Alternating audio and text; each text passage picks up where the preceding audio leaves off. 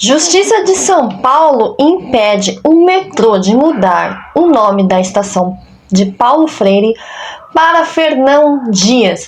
É sobre isso o vídeo de hoje. Eu sempre quis fazer um vídeo sobre Paulo Freire, então o momento é esse. Eu estudei Paulo Freire na Faculdade de Educação Física e eu estou estudando agora na Faculdade de Letras Paulo Freire. E assim, eu amei aprender sobre ele e é sobre o vídeo que vai ser hoje. Então, bora pro vídeo. You should see me in a crowd. I'm gonna learn something to watch me make them bow. E se você for novo ou nova por aqui, por favor, se inscreva neste canal, curte, comenta, compartilha, ativa o sininho de notificações, que é para você saber quando que tem vídeo novo. O meu nome é Maria Cláudia, este é o canal de... Gente, tem muito cachorro latindo hoje. Não é meu cachorro que tá latindo, é do vizinho. Não sei o que tá acontecendo com esse cachorro. E aí eu tô falando aqui e eu esqueço o que eu ia falar. Meu nome é Maria Cláudia, este é o canal Depois dos 30 A Gente Se Vira. Eu sou estudante de Educação Física, Licenciatura e Letras. Duas áreas um pouquinho diferentes, mas pretendo atuar na área da Educação Especial. Vou fazer pós em Educação Física Especial e também em ABA para autismo. Mas isso fica para um futuro, tá? Eu vim falar também sobre a Estação Paulo Freire. E eu vim falar de Paulo Freire também. Justiça de São Paulo impede o metrô de mudar o nome de Estação Paulo Freire para Fernão Dias. A alteração foi promovida depois que Tarcísio de Freitas, eu odeio esse governador, assumi como governador. Não acredito que São Paulo elegeu ele como governador. O Tribunal de Justiça de São Paulo suspendeu a decisão do metrô de alterar o nome de uma futura estação da linha 2 verde de Paulo Freire para Fernão Dias. Ai, o cara nem é daqui de São Paulo, quer vir dar palpite. A determinação da segunda Câmara de Direito Público da Corte. A alteração foi promovida pelos dirigentes da empresa controlada pelo governo de São Paulo após Tarcísio Freitas, do Republicanos, assumir como governador. A negativa judicial atende a um recurso apresentado pela deputada estadual Ediane Maria do PSOL, que contestou a mudança. Na primeira tentativa, ela não obteve êxito na justiça. A parlamentar recorreu argumentando que o ato do metrô seria ilegal, uma vez que prestaria homenagem a uma figura histórica ligada à exploração escravocrata negra e indígena. A justificativa foi então acatada pela desembargadora Maria Fernanda de Toledo Rodovalho. Em sua decisão, a magistrada registrou: não se trata aqui de sopesar a importância dos bandeirantes à luz do revisionismo histórico, mas de enfatizar que, além da localização estação ser na Avenida Educador Paulo Freire, o nome homenageado Paulo Freire serve de reforço às ideias do papel do integrador da educação, o papel primordial e revolucionário na construção de uma sociedade mais justa e igualitária. A Rodovalho ainda ressaltou uma lei da cidade de São Paulo de 2007 a vedar denominação de logradouros públicos em homenagem a pessoas que tenham praticado racismo, crimes de lesa humanidade ou graves violações de direitos humanos. O metrô apresentou como justificativa para a mudança uma pesquisa de opinião realizada com moradores da região que abrigará a estação. A desembargadora, no entanto, entendeu que o levantamento foi conduzido com um número insuficiente de entrevistados e que não há indicação do critério de seleção, o que acarreta falta de transparência na futura estação do metrô. Será instalada em um ponto da Avenida Educador Paulo Freire, na capital paulista, próxima à rodovia Fernão Dias. Gente, peraí. Só um pequeno detalhe. Aqui em São Paulo tem várias estações de metrô que mudaram o nome para nomes de comércio, né? Por exemplo, estação Ultrafarma, né, foi colocada numa estação, né, e outras, assim, pernambucanas. Então, assim, os empresários estão colocando o nome de suas empresas nas estações. Isso eu já acho um absurdo, né, não deveria ocorrer. E agora, com essa mudança da estação, que ainda não foi inaugurada, que está para ser inaugurada, para Fernão Dias, né? Fernão Dias foi um bandeirante, ele caçava, escravizava os fugitivos. E eu nunca entendi isso desde criança, tá? Desde criança, anos 90, que eu fui criança, né? Quando eu estudava na escola, eu falei assim, nossa, por que tem tantas homenagens aos bandeirantes? Porque eu achava horrível o trabalho deles. Bom, mas enfim, né? Vamos agora falar um pouquinho só, mas é bem pouquinho, bem breve, assim, vou pincelar o método para Paulo Freire.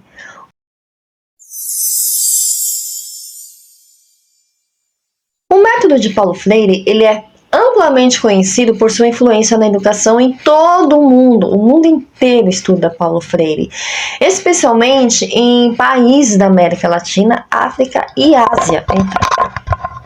Algumas fontes seguras que podem fornecer essas informações sobre o método de Paulo Freire na educação de vários países incluem a organizações internacionais, a Organização Nacional das Nações Unidas para a Educação, a Ciência e a Cultura, e a ONU, que é a Organização das Nações Unidas, que frequentemente publicam relatórios e pesquisas sobre educação e práticas pedagógicas em todo o mundo. O método Paulo Freire é uma abordagem pedagógica crítica que enfatiza a educação como uma ferramenta para conscientização e transformação social. Embora possa ser adaptado, implementado de diferentes formas, em diferentes contextos, né? O seu foco principal é sempre a libertação e o empoderamento dos alunos, né? Que esse método pedagógico é para que o aluno ele participe das aulas, né? Não que ele apenas aprenda, né? E isso eu tô vendo muito, né? Tô aprendendo muito inclusive na matéria que eu tô fazendo, né, nesse semestre, né? Que o aluno ele não é mais uma pessoa que senta na sala de aula e fica só assistindo o professor falar, não. O professor ele coloca o aluno para participar da aula, da construção da aula, da construção da ideia. Não basta você ensinar para a criança quanto que é 2 mais 2 é igual a 4, né? Mas a criança passa a entender o porquê que 2 mais 2 é igual a 4. Por que o amarelo é amarelo? Por que, enfim, os porquê, porque toda criança pergunta por quê. E esse método faz com que a criança, ela também tenha vontade de aprender, né? E que ela possa entender o mundo em que ela vive e entender a si mesmo. É um método de participação ativa dos alunos no processo de aprendizagem, né? Imagina que o aluno não fica só assistindo aquela aula maçante, mas ele participa do processo de aprender. E Paulo Freire, ele foi um educador, filósofo, brasileiro que desenvolveu seu método pedagógico na década de 1960, durante um período de intensa mudança social e política no Brasil. A pedagogia freiriana é baseada em um diálogo entre professores e alunos, onde o conhecimento é construído em conjunto. O método ele é centrado no aluno, né? E o professor é visto como facilitador do processo de aprendizagem, né? Em vez de alguém que simplesmente transmite informações. Porque é maçante também você aprender só com alguém falando, e aí você não tem nem tempo de raciocinar, você tem que engolir aquele conhecimento e muitas vezes não é um método eficaz. O processo de aprendizagem de Freire é baseado na conscientização crítica também. Ou seja, os alunos são incentivados a refletir sobre o mundo ao seu redor, questionar as suas estruturas sociais e políticas que influenciam as suas vidas. O objetivo é que os alunos se tornem agentes de mudança em suas próprias comunidades, usando o conhecimento adquirido para melhorar suas vidas e a vida dos outros. Então, assim, o método Paulo Freire é um dos melhores métodos, é um dos mais atuais usados no mundo inteiro. E o método pedagógico também enfatiza a importância da cultura e da linguagem dos alunos. Ele acredita que a educação deve ser contextualizada e relevante para a vida dos alunos e que a linguagem é uma ferramenta poderosa para a emancipação. Em resumo, gente, o método pedagógico de Paulo Freire é uma abordagem centrada no aluno, que enfatiza o diálogo, a conscientização crítica, a cultura, a linguagem como ferramentas para aprendizagem e transformação social. E existem, sim, várias razões que algumas pessoas não gostam de Paulo Freire, né? Eu até tento entender, mas por que o aluno aprender não é bom, né? Freire, gente, ele era um pensador, né? E seus escritos e suas práticas pedagógicas refletem muito a perspectiva que ele pensava, né? E isso é um problema para aqueles que não concordam muito com as ideias dele, né? Mas a gente tem que pensar por que ele pensava assim, né? A resistência à mudança. Por que algumas pessoas têm tanta resistência a mudanças, né? A abordagem pedagógica de Freire é baseada em uma mudança radical na forma como a educação é vista e praticada. E isso pode ser difícil para algumas pessoas que estão acostumadas com métodos mais tradicionais, né, de ensino, tipo copia e cola, e sinceramente copiar texto, não é uma boa forma de aprendizagem, né? O conceito de autoridade. O método pedagógico de Freire enfatiza a participação ativa dos alunos no processo de aprendizagem e desafia a autoridade do professor como o único detentor do conhecimento. Alguns podem sentir que isso seja uma ameaça à sua posição de autoridade, mas isso não é verdade. Porque o professor, ele sempre estará ali para ajudar o aluno, né? O professor está lá para direcionar o aluno para o conhecimento, para direcionar ao que é certo. Então, não é que o professor perde a sua autoridade. Não é isso. Algumas pessoas entendem assim, mas não é. O professor, ele vai manejar esse aluno para que ele adquire o conhecimento. É como, por exemplo, você fala assim, na próxima aula vamos estudar a página tal e eu quero debater o assunto e vocês em casa vão estudar o assunto, né, matéria nova, e vocês vão vir aqui, vão chegar aqui com o assunto pronto e nós vamos conversar sobre esse assunto. Então, dá a oportunidade do aluno estudar por conta própria, e não porque ele vai para a escola e todo aquele método maçante de ensino, né? E falta muita compreensão. Algumas pessoas podem não gostar de Paulo Freire simplesmente porque não compreende bem essas ideias, né? Não compreende completamente essa abordagem pedagógica.